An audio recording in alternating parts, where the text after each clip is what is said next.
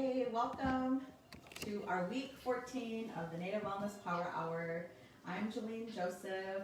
Will Penn. And welcome. So, the Native Wellness Institute is a national nonprofit organization. We exist because of the lasting impacts of historical and intergenerational trauma, and more importantly, we exist to bring awareness about the lasting impacts, but also to bring our historical wisdom and resiliency forward, because where there has been trauma, healing is the answer. So when the pandemic hit, when kind of the country shut down in March, the Native Wellness Institute gathered, and because we're thought leaders and visionaries, we knew that an already traumatized people would be re-traumatized. So we wanted to offer something to our communities that brought uplifting messages and programming that were workshop related, storytelling, music, comedy, and cooking shows, craft shows, like all kinds of things. And so we started back in March, and now we're in week 14 already with the Native Wellness Power Hours. And this is our third cooking demonstration. So we're chefs in our own minds, I guess, but we love to cook, and we love to share, and so we're happy to share today. And now it's also the summer solstice, so happy summer solstice, our first day of summer. And we know that many people and communities across our nation are like in ceremony right now, and they're praying for all of us, and we want to pay homage to all of them today. The ceremonial leaders and the singers and the dancers and the helpers and the people that have been preparing for months and months for this.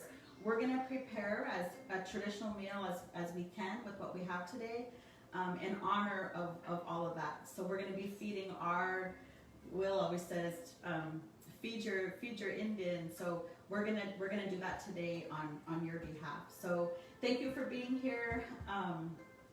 And we're gonna go ahead and jump right in. So we have a menu today of fresh Columbia River caught salmon, and we're gonna make a wild rice dish. We're gonna make a veggie dish. We were gonna make asparagus, but they were all out of the store. So we're gonna make a veggie dish, and then we're gonna make a salad from out of cabbage, and depending on if there's time, we'll do a dessert at the end. So we want to also give a shout out to the Indian Collective, NDN, Indian Collective. Thank you. Yes, we're grateful for their support as well during the Power Hours. And of course, we want to thank you for being here and for tuning in. And please share it with your family and friends so they can tune in as well. So the Power Hours I've watched every single one, and they have become a part of my daily self-care routine. So I enjoy them just as much as you do, and now it's even awesome to be over here on this side of the camera. So Will's gonna kick us off with the salmon. First off, we have, like Jillene was just saying, Columbia River. This is king salmon. As you can, those of you that are fish snobs like myself, you'd be able to tell that's a king salmon just by the sheer thickness of it. The other salmons are the sockeye salmon, the coho, the steelhead, and my preference is I like the sockeye salmon, or blueback they call them, and then steelhead, and then kings, cohos, and then chum is good for smoking, but if that's all you have, that's all you have. So, we're blessed to have our king salmon today from the Columbia River, and fish get their flavors from the waters that they swim in. So it depends on where you catch your fish at, what little bit of added flavor it's going to add to the fish. But you got to be a fish snob to be able to tell where your fish is from. But What's a fish snob? A fish snob is somebody who grew up eating fish from a certain area, and they're prone to that flavor of fish. So, and it could be just from eating a lot of fish from all over the place, but I consider myself a fish snob. Yes, he's a fish snob. So when we go somewhere, he can tell, like, oh, this is ocean caught. Oh, this is river caught. Oh, this is bay caught. Oh, this is way up river caught. Like, he can tell, like, and he can totally tell if it's farm. Like, if it's farm raised, he doesn't even eat it at all. Friends don't let friends eat farm fish. Okay. Okay.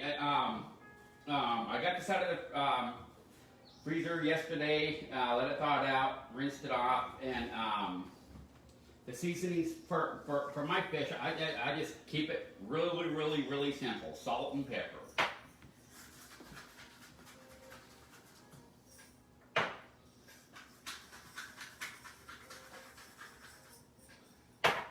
Then I like to when I cook it on the grill, I like to add a little bit of onion and either onions or else lemons to it. And I'll squeeze a little bit of lemon juice on it. And is that just for the flavor too? The lemon? Yeah, it just enhances that flavor, brings out that flavor a little bit. And it helps the smoke stick to it too, the whiter that it is too, so you get more of that smoky flavor.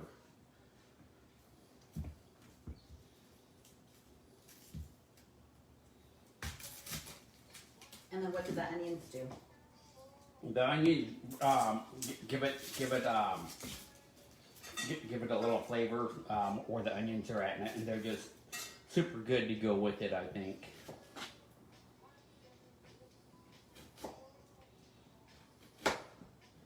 And I try to get them as thin as I possibly can.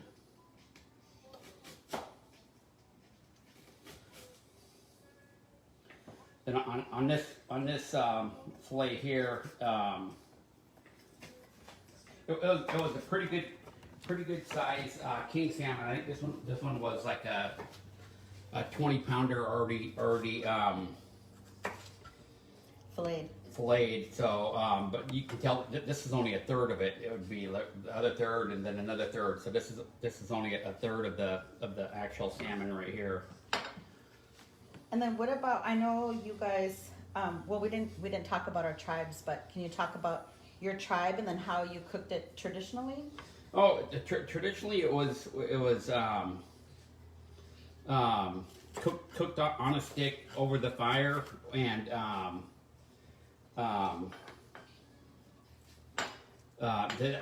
that's how we traditionally cooked it, and that really brings up the flavor when you're cooking it on open fire. It takes a little bit longer, takes a little bit of finesse to do it, and but it really brings up the flavor. I don't know if we can. Let me see. So the cooking it on the fire just offers that smoky. I don't know if you guys can they see that on there or not. But this is how it looks, and you can, I don't know if you can see that, but it just brings out that flavor. You can see that the smokiness, the hotness from the fire, just putting that little bit of crisp edge on that outside there, and it just brings out a lot of the flavor of the salmon. It's just super good. Traditionally, these are cedar sticks, but traditionally they used sticks from the salmonberry back a long time ago. The bushes used to get really thick where you could do stuff like this, but today, with all the logging and everything going on, you can't find a salmonberry stick that's wide enough anymore nowadays. And salmon berries are ripe right now, right? Yes. And that's traditionally that's when it was time to, when the salmon berries ripened, it traditionally told us it was time to switch gears if we were using steelhead gear, because steelhead run year round. And when the salmon berries ripened, that was one of the signs to switch gears, because that meant the salmon or the king salmon are coming, the chinook salmon are coming.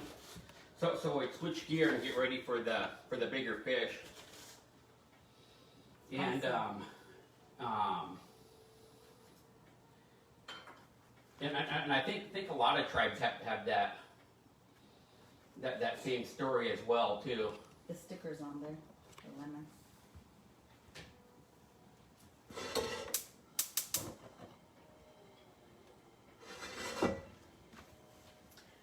Okay, so do you want to tell them about the fish that you already prepared earlier? That's I got one on the grill right now. I like to have mine on smoke for hour and a half, and then turn up the heat. And then when you turn up the heat, how long do you cook it for? I cook it for probably for about like 20 more minutes or so, because you know it's already cooking at like at between 180 and 200 degrees. Mm-hmm. And so the smoky flavor kind of gets the flavor like it would taste if it was cooked on the fire. yes, yes. Mm-hmm. So if you can't cook your fish on the fire, then you could smoke it for a little bit if you have a smoker or that smoking option on your grill. And Okay. just like on a regular grill, it just comes out tremendous no matter how you cook it, and you really can't go wrong with any type of the fish that you get, any of the salmons that you get. The white fish are a little bit, they're a lot the fillets are a lot thinner, kind of like the end piece by the tail there. I don't know if you can see that or not. But the white fish, like walleye, bass, and those other ones, except for halibut or like this one, you can get halibut up to, we went up to Bella Bella 2013. Something like that. But one of the support boats caught a 384-pound halibut.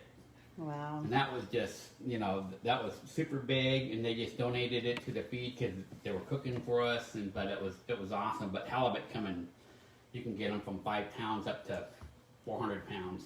Nice. Okay, so you're gonna go put that on the grill? Go put this on the grill. Right? Okay, cool.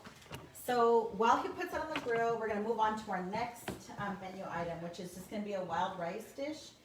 And so I just wanna show a couple. So the Leech Lake Band of Ojibwe, the tribe actually has their own travel enterprise where they sell wild rice. And so this was actually a gift to us. This bag is also a gift that this comes from one of my friends at Red Earth. And so we'll buy wild rice from tribal enterprises, or I have several friends that their families that they rice, and I'll get it from them. So wild rice, it's called a rice, but it's actually a grass. And it's pretty awesome when you watch them do their ricing. And it reminds me, I was in a meeting yesterday and somebody was talking about the book Breeding Sweetgrass.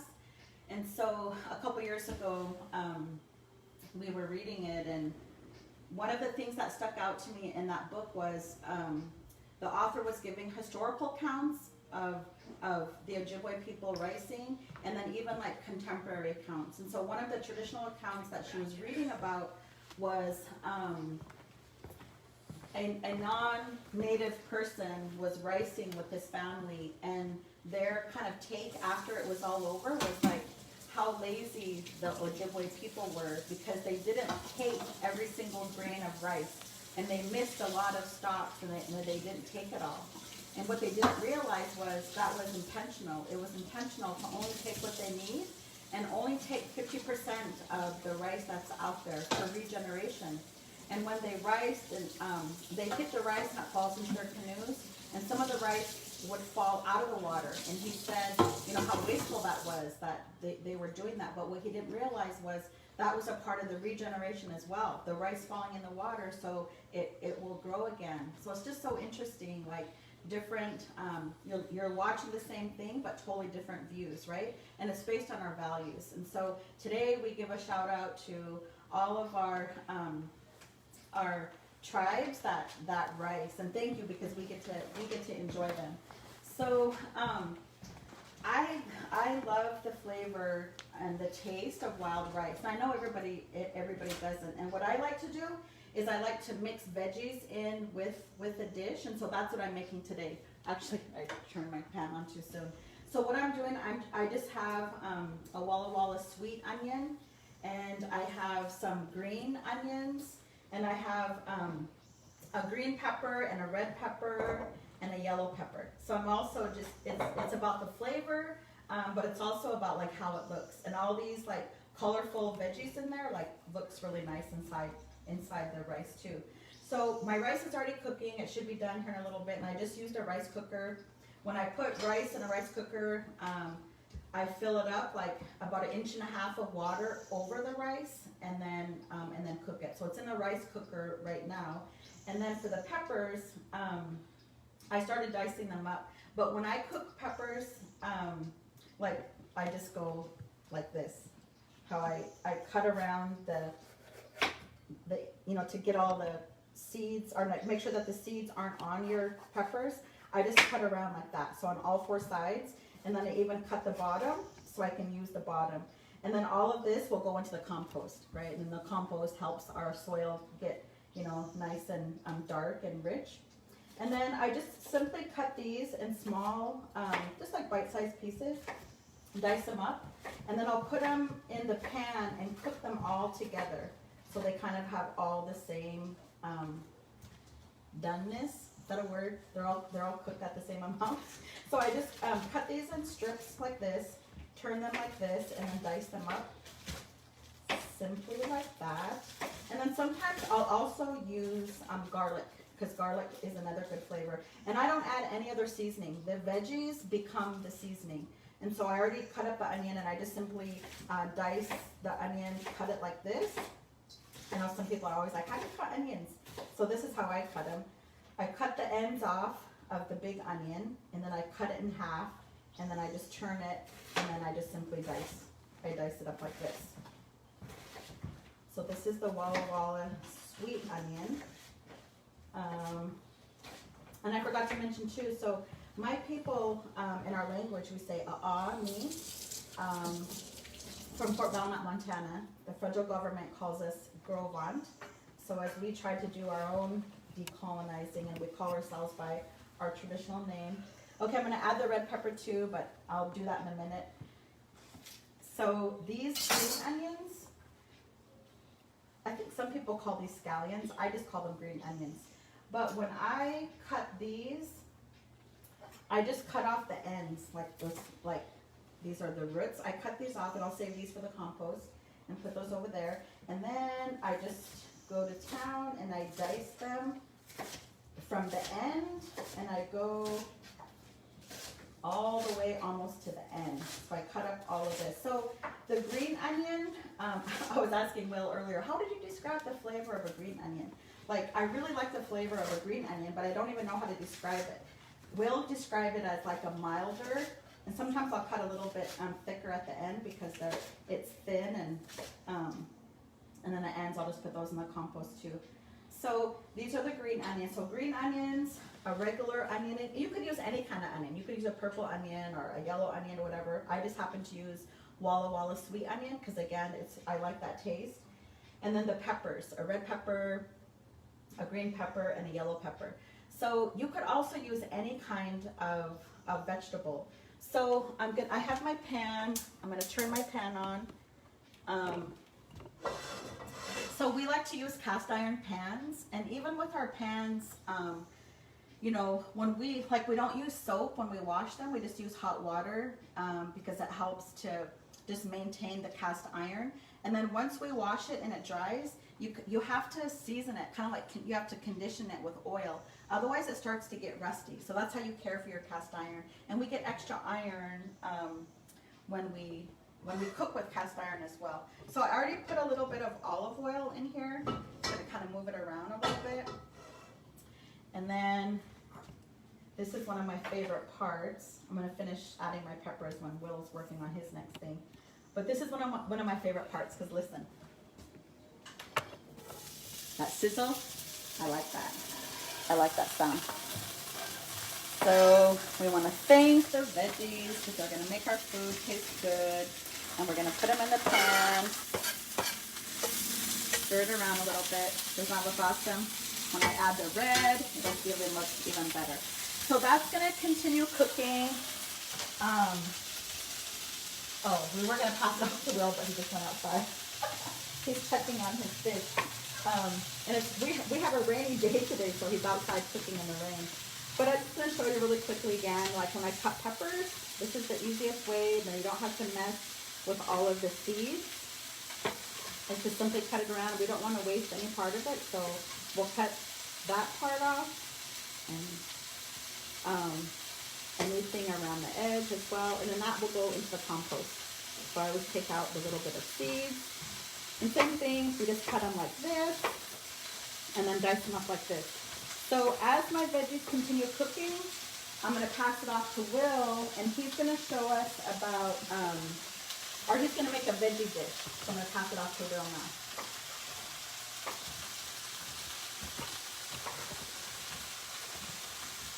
for my veggie dish, it's gonna be today we're using broccoli and cauliflower. Then our seasoning is gonna be a little bit of Johnny, and then stone ground mustard, and then we're gonna put it in the oven, and we'll just get them as cut them as thin as you can. And where did you think about this recipe? well, this is since they didn't have asparagus, and they didn't the kale that they had didn't really look that good.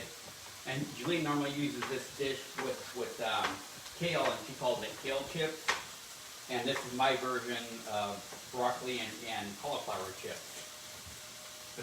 But whenever she makes that, it's a hit. And as you know, kale is one of those superfoods, and it's super good. And it's when she makes this, I'm hoping that my experiment will come out half as good as hers, and everything will get eaten up at the end. Nice.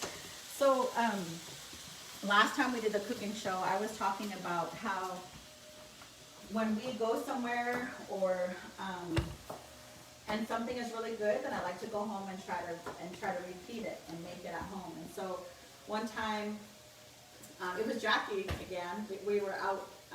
We met up one time and we went to dinner, and we ordered these kale chips, and they were so good. And I was like really examining, like, you know, what are the flavors and what is that? And then I came home and I recreated it. And so it was like kale, fresh kale, sprinkled with olive oil, and then the stone ground mustard, you know, all over. And then you just bake them. Not until like super crispy, but like kind of crispy. And so like Will said, like, you know, everyone enjoys it. And so that was my inspiration, and now that's his inspiration, but trying it with cauliflower and broccoli. So the other night, Will made a dish, and he used cauliflower and broccoli, and it was really good. Like there was just like a little tiny bit left out of a big pan the other night, and so that was another part of his inspiration for this.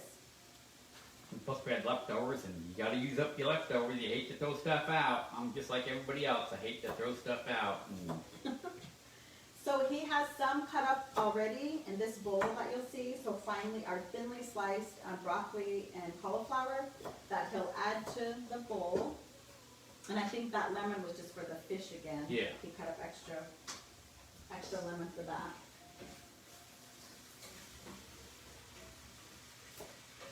So then what's your next step after that, Will? Putting it on a cookie sheet, throwing it in the oven. And a lot of people throw out the stem part of this. I like to cut them thin, have them with eggs the next day for breakfast. Like to make a little omelet. Throw those in first, and then add my egg and whatever else I'm going to add. And so, you know, like I said, I don't like to waste stuff. So that's what I do with my stems. I don't know what all you guys put it in the comments what you guys do with your leftover stems, if you just chuck it or if you do something like that as well. Or and then we have a compost too. So whatever veggies we don't use, then we put in our compost, and then Shadron takes it out and adds it to the compost. Okay, so what do you want me to put the oven on? Oh, 350. All right.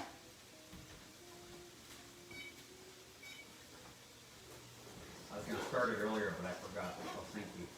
Yeah, that's good. Okay, so there's your olive oil. If you want to start mixing that part up.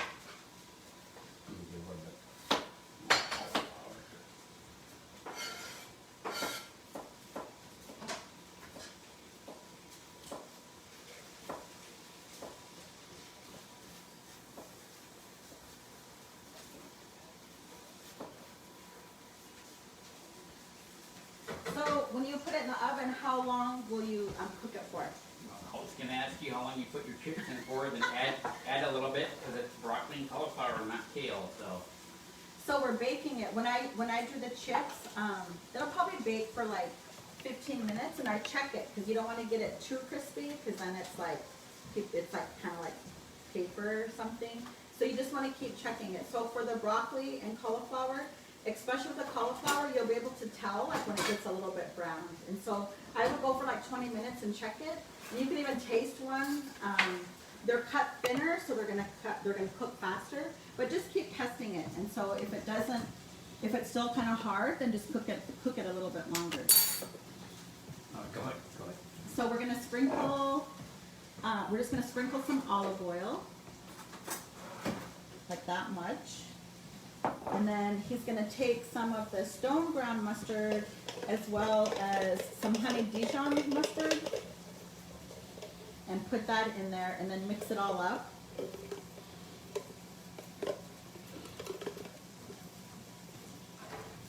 That stone ground mustard really brings out that mustard flavor, and that's why we try to use the stone ground, and it's just like a healthier version of mustard. It's less processed.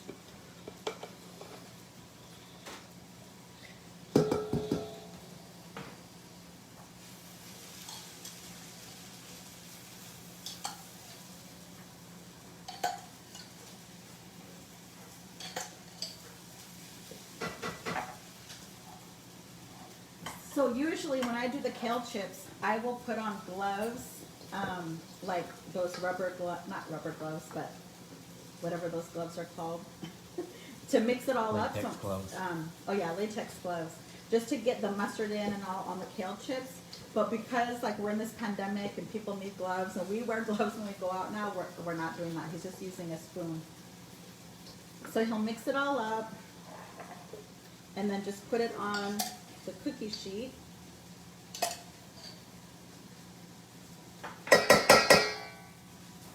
We're gonna have an awesome feast today. And, like Jillene said, we're trying to make it as traditionally as our fridge allows us. So. Yeah, and as the store allows us to. The fish is the star. Yeah, the fish is the main star. And we all had like really light breakfast because we're gonna chow down when this is all done. Okay, so you can see it's all mixed up good, and then we'll just lay it on the cookie sheet. One of Will's favorite seasonings is Johnny's. You seen those commercials where I forgot what it is. Oh, Fred's Red Hot Sauce or Frank's Red Hot Sauce. They put that stuff on everything. That's what I do with my Johnny's. I even put it on my popcorn. A little bit of Parmesan cheese and some Johnny's. Call it good on my popcorn.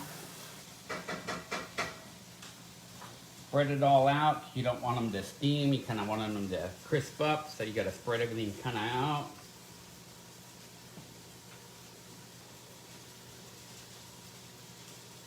And of course, if you have a smaller family, then you would just use a smaller amount. So we have a big family, and we cook for, 6 to 7 for every meal. So that's why we cook a lot. All right.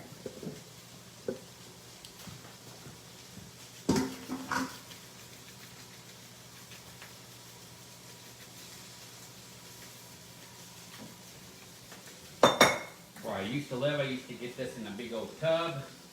Now I get it in the large size, and I go through it quite a bit. Okay, cool. So that will go in the oven, and then now we're gonna move on to our next dish, which is, and I'm also listening to my right. So my veggies are still cooking, and they're about done. So I'm gonna shut this off. Real quick on the rice. So sometimes I like my veggies when they're not like fully cooked, but they're still kind of crunchy. So I'm gonna shut them off now because they look like the onions are translucent, so that means that they're done. And the green onions are definitely done. And then I like my peppers still a little bit crunchy. So I'm just kind of I'm gonna shut it off, but leave it cooking in the pan right now. I don't have the fan going because it's loud, but see the onions are translucent. That's how you tell they're done. And I like my peppers to be just a little bit, not fully cooked and super soft, but a little bit of a crunch. So I'm gonna leave that sitting there. It'll still cook even though it's off. And my rice is done, so I just simply have to add my rice later. And then I might add salt and pepper, or I might not. Usually I don't use any seasonings on my wild rice because the wild rice tastes so awesome, and then the vegetables just enhance it. And then people can add their own salt and pepper at the end. So I was sharing about, you know, the inspirations for some of these things that we cook. And this salad actually, a long time ago, I was volunteering in one of my kids' class, and they had a little luncheon for all the volunteers. And somebody made this salad, and it was like so good. And so again, I went home and I tried to recreate it. And so now I make it a lot. And I want to give a shout out to this beautiful bowl. This comes from the Squamish Nation up in North Vancouver, British Columbia. The person that made it, I already forgot their name. Something, Stuart Jacobs. Stuart Jacobs made it. And I received it as a gift and a giveaway down at the Confederate Tribes of Grand Ronde when they were celebrating their Plant House celebration. So, Keone, I'm using the bowl that you gave me. So, this is just a super easy cabbage salad. And I already thinly sliced some green cabbage and thinly sliced some purple cabbage.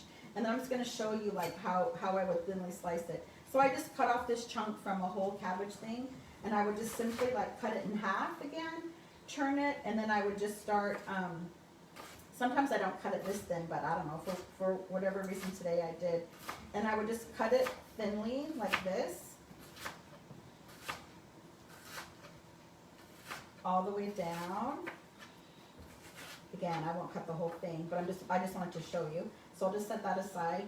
And then I just simply have a cutting board and a sharp knife. A sharp knife is always good. So I'll put that in there, and then the same thing. Like I would probably cut a chunk here, cut it in half again, just so you have like more bite-sized pieces, and then just cut thin shaves of the slices like that. Of course, the closer I go with my knife, I make sure my fingers are back, make sure I'm being safe. All right. So that just shows you a few examples of how I cut it. And I'll cut the rest later and add to it later. And then you just add that to your bowl. So it's colorful, so it's nice and pretty as well. So there's that. And then with this particular salad, you could, if you wanted, you could add like, you know, chicken or something, but I never do. And then there's the crunch factor. So when we cook, I always like the crunch factor in things. And so when I first had this, they used top ramen noodles that you just crunched up like this. So sometimes I'll use top ramen noodles like I have here and like I'm gonna use. Or you could even use like, these are chow mein noodles. I was originally gonna use these, and then I tasted one and they were like, they're not very good. They're a little bit stale. They're stale, but I just wanted to show you them. So you could even use like chow mein noodles. If you didn't have any, then you don't have to use them. But again, it's just, it adds that crunch factor. So I'm not going to add these actually until we eat, because I don't want it to get soggy. This is kind of like a last minute salad that you put together. And I always make way too much because I don't know how to cook small. So I'm trying to use a smaller bowl to cook smaller. Because of this stuff, like it's not a good leftover because it gets soggy. But the other thing that I like to add are cashews. Let me move this out of the way. So these are just cashews from the store, and these are whole cashews. So sometimes I'll buy like the cut up ones because they're cheaper, and then I don't have to do this step. So I'm just gonna this is a rough chop. I learned that on the cooking shows. They call this a rough chop. So I'm just like roughly chopping them, so like every single one might not get cut, and I'm just cutting them to whatever, just random pieces, so they're not whole. So like they're easier eaten. Yeah, that's the word. Okay, so just a rough chop like this, and then I'll put them. These don't get too soggy, so I'm gonna add these right now. So I love nuts. I love cashews. So like I just put like a handful. I would probably like add one more handful of these for my salad, which I will in a little bit. But I want to move on to the dressing. So we're gonna make a homemade dressing. Usually the original recipe would call for the seasoning packet from the Top Ramen, which is like I think it's called the soy one or something like that. But I didn't have that, and I quit using those packets anyway. It also called for sugar. So again, we're trying to be healthier, and those packets have a lot of salt, right? So that's how come I don't use those packets anymore. But I created my own dressing. So I like to make dressing, and so I don't really have a recipe, and that's part of the reason why we're just showing you. And part of cooking is like we can step out of our own box of not always following a recipe. So we can step out of our own box and like be creative and whatever we like or don't like, add more, less, whatever. So that's kind of how I make my dressings. So the base is olive oil. So I'm just gonna add like probably like two tablespoons of oil. Yeah, now that's probably more than 2 teaspoons. That's probably like 4. So this is like 4 tablespoons of extra virgin olive oil. I'm just trying to eyeball it for the size of the salad. And then I'm going to add some rice vinegar. So I'm probably going to add about the same amount of rice vinegar. So probably like 4 tablespoons or so.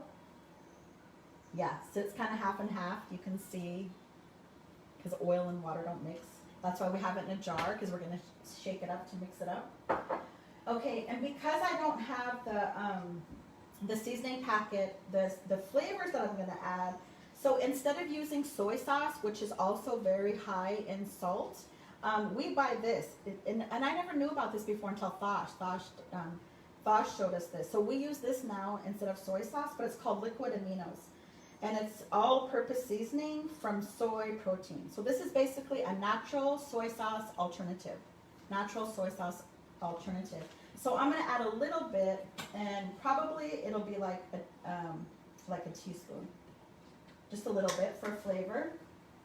And then I'm also going to add some toasted sesame oil. I was going to add sesames, but we didn't have any.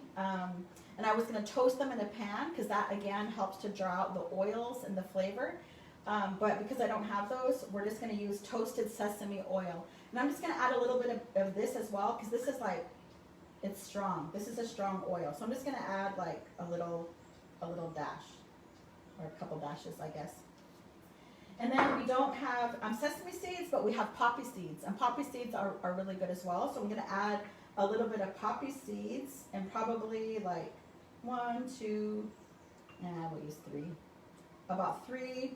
Now that's about like 2 teaspoons of poppy seeds. So I'm just giving you estimates. Again, you can like experiment and do trial and error. So I have a spoon to taste it. So I'm just going to shake it. This is like just a jar, like jam was in this jar. We wash it out and save them, and we recycle them. They're perfect for salad dressings. So you can shake it like this. You can use as much as you want and put this back in the fridge, and then you use it again later. So I'm just going to shake it a little bit more.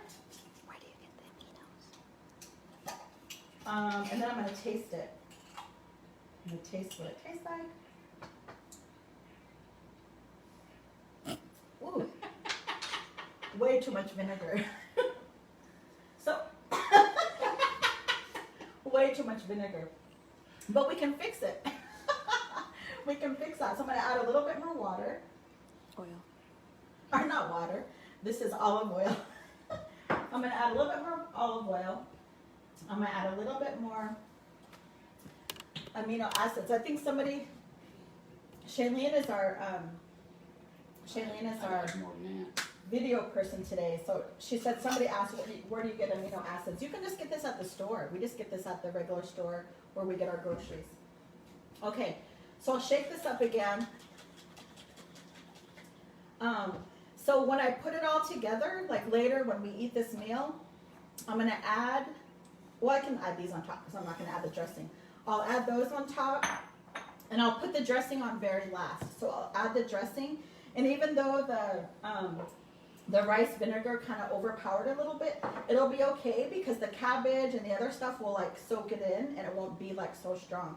So I'll add this at the end though, so this doesn't get soggy before we eat. So I kind of usually just like set it there for a little bit until we eat. And then the other cool thing I want to show you, when we were in Australia, we got these as a gift. So these little salad mixer things that come from Australia. And so I would just put my dressing on, and then you simply just mix your salad, like all the purple's at the bottom and it's coming to the top. And then I'll add my more cashews in a little bit. Anyway, but that's kind of what it looks like at the end. So that's just a simple cabbage salad. All right, so now Will's gonna just show a healthy drink.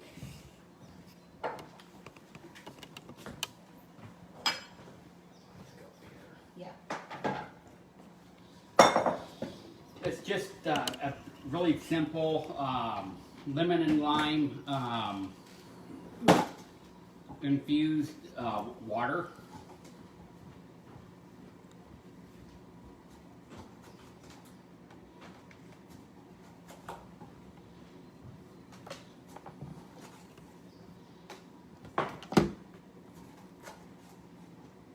So one of the, you know, we when I was a young parent, I, you know, started buying, you know, giving my kids juice and all this kind of stuff, and then I really got into like reading the labels and seeing how much sugar was in them. I was like, I don't want to give my kids all this sugar, and so I quit buying juice, and we just had water, and I would call it God's juice. That's what I called it to my kids, God's juice. And so sometimes they would say, can I have some God's juice? Or they would come to the sink, can I have some God's juice for water? And then sometimes I put berries in it. And what we have today is Will is adding limes and lemons both. So he's gonna mix it up. So usually what we'll do is we'll prepare this, even like the day before, to allow the lemons and limes to like infuse into the water. And then it becomes like a natural lemonade or limeade. And then you can see some of the juices that are going into the water.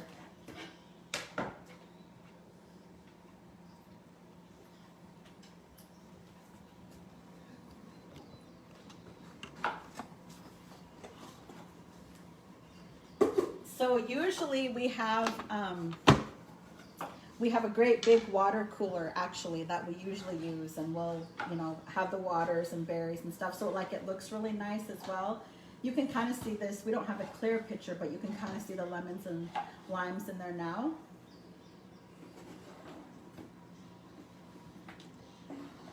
And I think when we eat meals, especially when we eat as traditional foods as we can, like the water complements it,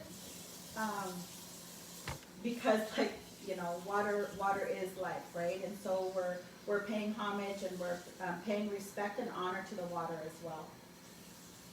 So that's the lemon and lime.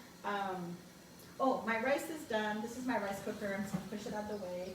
My rice is done, so if you want to follow me over here, this is what it looks like out of the rice cooker. That's the wild rice. Like I said, it's actually a grass. And if I showed you a before and after, to see how the water just makes it all kind of come to life. And my rice is hot, my veggies are done and already hot, so I don't have to have my pan on. I mean, I could if I wanted, but I don't need to. So I'm gonna add my rice into the veggies. Set that there. And then I'm just gonna stir it up. And depending on the ratio of rice to veggies, if you like more, then you can add more veggies. Sometimes I'll do that. I'll add a little bit more, but I think this is just like the perfect amount of veggies for this amount of rice. You get to really taste the rice. And if you have never tried wild rice before, I would really, really encourage you to do so. I love it. It's kind of like more crunchier, not crunchier, chewier. It's more chewier. And that's what it looks like when it's done. So it's almost like a fried rice, actually. And that's kind of what inspired me to kind of cook it like this. So there's the wild rice dish. So I'm gonna scoot this over and get to my next thing, right? Or did you wanna, are you gonna go check on the fish? Or Yeah, I'm gonna go check on the fish. So Will's gonna go check on the fish. We have like 15 minutes and we wanna show you a dessert and then we wanna show you like everything when it's done. And so the dessert that I'm gonna make, remember I talked about I like to like recreate things. So a long time ago, a bunch of us were in Palm Springs for work.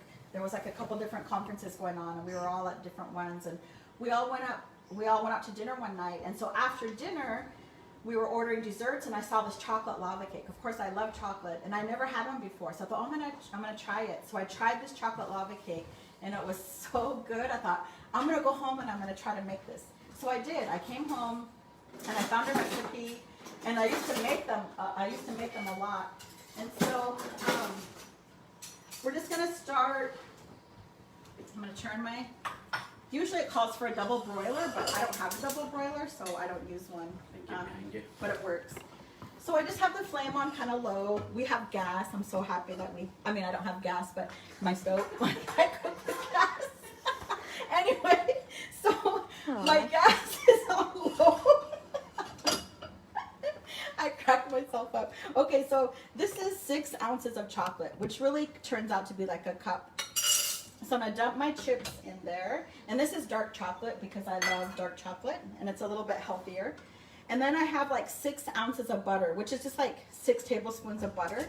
I'm gonna dump that in there as well.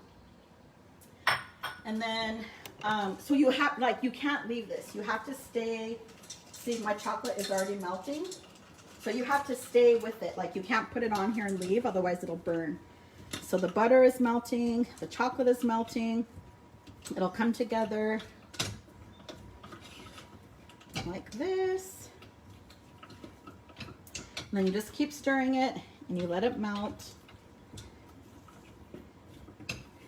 The other night, about a week ago now, I guess, I was making the chocolate lava cake. We were all like hungry for chocolate lava cake, and so I come down to the kitchen to make it, and we only had 1 egg, and the recipe calls for 3. So it's like, great. So I made just like a third of a version of the recipe, which only made two of the chocolate lava cake. So just only 2 of us got to have it. I wasn't one of them. So now today I get to have it.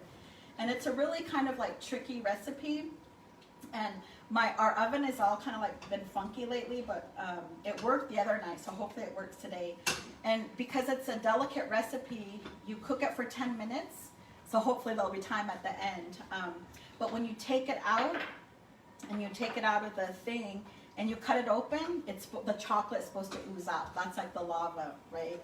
The lava cake, right? It's called that. So this is almost done. A few more stirs, and this will be done.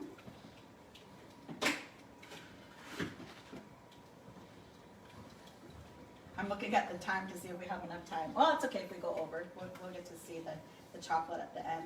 So I'm going to keep stirring this while it's almost done. And then we're going to pan back over to Will. And he just took the salmon off the grill. And it looks awesome. So we'll go ahead and check out the salmon.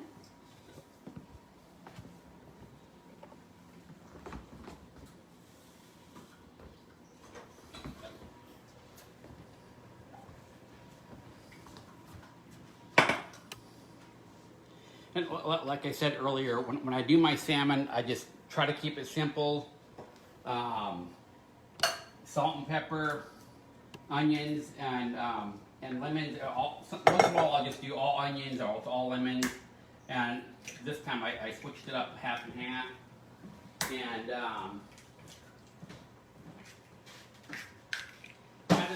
had it on smoke for about 1.5 hours, and then turned up the heat. Then I will squeeze a little bit more lemon juice on there. But when you add that lemon juice right before you're cooking it, it helps trap, when it starts smoking and everything, it just keeps all the juices inside. We'll cut into it so you can see how it looks. Hold on, let's do this cake real quick, and then we can finish with the salmon real quick. Okay, because my chocolate doesn't cool. So this is a 1/2 cup of sugar, and I actually use this cane sugar. It's not as processed. And 3 eggs. My mom gives us farm fresh eggs. So 3 eggs, a 1/2 cup of sugar, and I'm gonna mix it up kind of really fast. And you don't need a mixer, you can just hand mix it. So I'm just gonna mix that up really good. There's like no vanilla, no salt, no baking soda, anything. It's just really simple. And I have my recipe right here. I wrote it on a piece of paper. This is probably like 15 years old or something like that, and I still have it. I kind of know it by heart, but I wanted to make sure I had the recipe. Usually I don't follow recipes except when I bake. And then I kind of change it up sometimes, but usually I follow a recipe when I bake. So you mix the sugar and the eggs up really well, and then you add the chocolate. And actually, Will, can you, oh, you have your mitts on, but can you help me real quick? Yeah, what do you want me to do? Can you just keep stirring this when I add the chocolate? So the chocolate is hot, and I don't want to create like scrambled eggs. So we're going to add the chocolate slowly while he continues to mix. Add all the chocolate. And I like to use this rubber spatula because then I can scrape it all out. And then what I'll do probably when the show's over Don't lick the pan. is I'll get to lick the spoon. But I'll wait. I'll wait for that. Okay, awesome. So I can take it over from here. And then it's all mixed up. And then I simply add a 1/3 cup of flour. So I'm going to add a 1/3 cup of flour. I'm looking at the time. Okay, so then we mix in the flour. And I just use this little bowl because it's just like, it's not that much of a batter. This is actually going to make about 5 or 6 little ramekins of chocolate lava cake. So I'm going to mix. Trying to go fast here. Lavina said lick the spoon. Huh? Lavina said lick the spoon. Lavina's telling me to lick the spoon. I will when it's all over. It's so good. Okay, so this is nice and mixed up.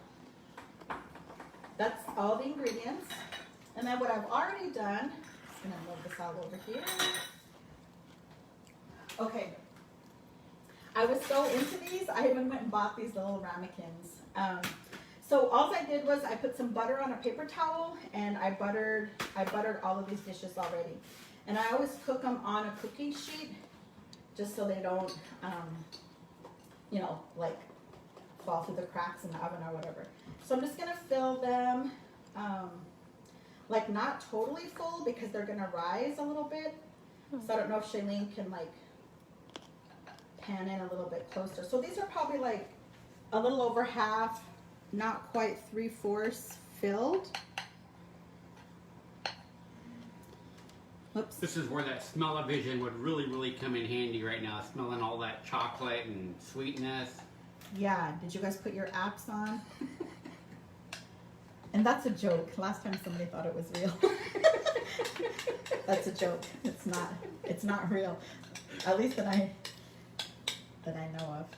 Okay, so this is our last one. So there'll be 6. There's 6 of us gonna eat dinner, so everybody gets one. Put the last of it in here. So usually when I make a cake, you probably do this too. Like I just kind of hit them a little bit. That gets out the air bubble, and then I'm gonna put it in the oven for 10 minutes. Will, can you get the oven, yes, please? Okay, so there it is in the oven. We got to tape it shut because it's broke. Okay, so now Will's gonna show the fish and the veggies. I'll get the rice, and then we'll show the cake in 10 minutes.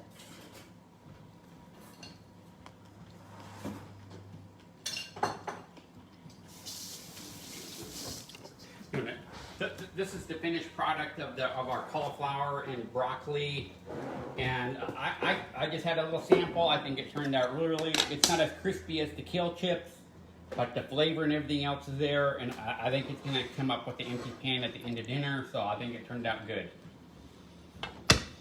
Now we're gonna cut into the fish so I can show you all the juiciness of it.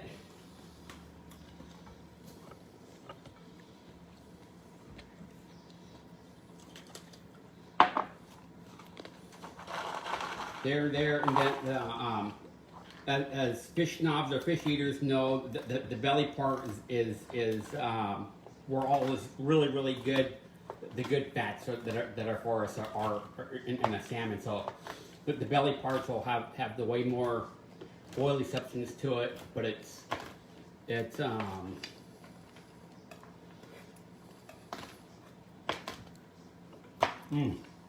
I just love that smoke flavor, and that little bit of onion flavor at the top.